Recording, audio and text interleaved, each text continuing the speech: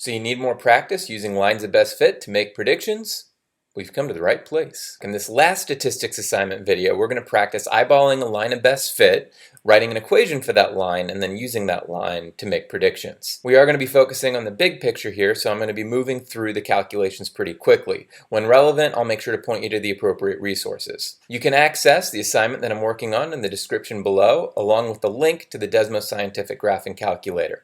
Please feel free to stop the video and work along with me. When you're done watching this video, you're going to want to go ahead and complete assignment number 10, and if available, assignment number 11. So we're provided here with a scatter plot that corresponds students' math scores with their physics exam scores. This context looks like it provides a fairly strong positive correlation because this data kind of models a line. So the first thing I want to do is go ahead and draw a best fit line that will model the data. Remember, we're just eyeballing this. So I'm going to take a ruler. If you don't have a ruler, you can use a pen or any other straight edge.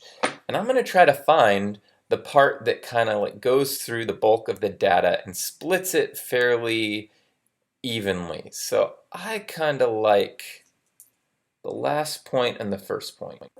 Note that you don't have to draw your line like this. I see that the bulk of the points are pretty far away here. However, I do feel like this line splits the top points and the bottom points in distances pretty evenly. Conceptually, I think this makes a little bit of sense because students that do better in math, in my experience, tend to also enjoy physics, and so they might do a little bit better in physics as well. In part B, I'm going to write an equation of that line. So I'm going to go ahead and do this fairly quickly. If you want to see more details about how we find the equation through 2 points, go ahead and check out video number 8. First, I'm going to identify the 2 points through which the line crosses.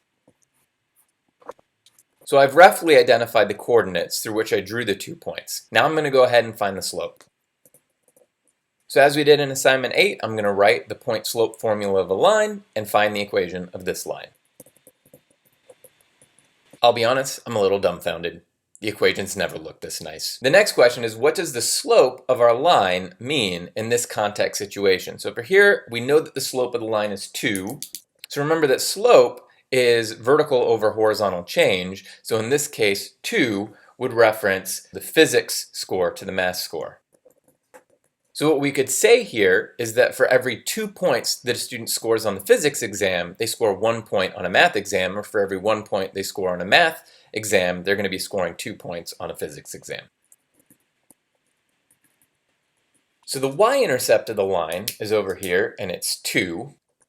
And so what does that mean in the context of this situation? Well, it would mean that if you got 0 points on the math exam, it's expected that you might get 2 points on the physics exam. So now we can use our line to predict what a student might get on the physics exam if they got an 8 on the math exam. So remember, our equation is, our variable x is the math score, our variable y is a physics score.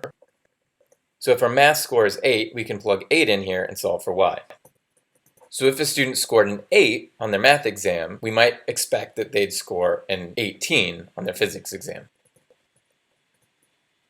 Don't I have beautiful handwriting? We can also work backwards. Given a physics score, we could find a potential math score. So if a student got a 27 on the physics exam, we can use the same equation to figure out how much they'd get on the math exam. Because y stands for the variable for the physics exam, I now plug 27 into y and solve for x, which is our math exam score. Alright, so go ahead and try to complete assignment number 10, or if available, assignment number 11. If you have any questions, go ahead and email me or your Course 3 teacher. And continue taking care of yourselves.